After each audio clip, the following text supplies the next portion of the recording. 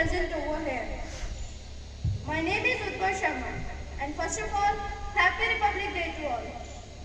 I would like to thank you for giving me such a great opportunity to speak on Republic Day. Within the last 75 years, since 15th August in 1947, democracy and freedom have flourished in India. That's why we call this Independence Day from British rule.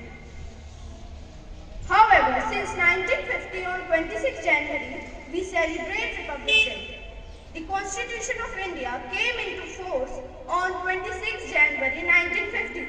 So we celebrate this day as Republic Day every year. In this year, 2022, we are celebrating the 73rd Republic Day of India.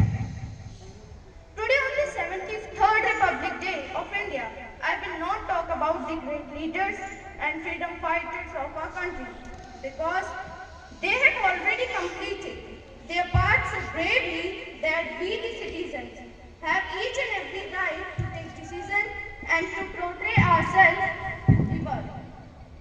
So today I will dedicate our 73rd Republic Day to all the women of the country who are working immensely for their independence and fully utilizing their right in every decision-making process.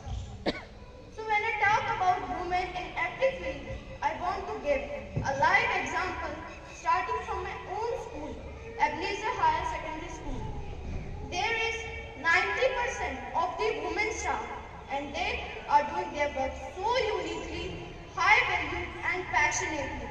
They don't even require any support. So taking this legacy high, increased number of female players in Olympics. I see after 21 years of break, India won the title of Miss Universe. Thank you, Sandhu, for making us believe that yes, we are the first in the whole universe. So being a man, I feel highly grateful that yes, I am supporting the women of India. Thank you for listening me so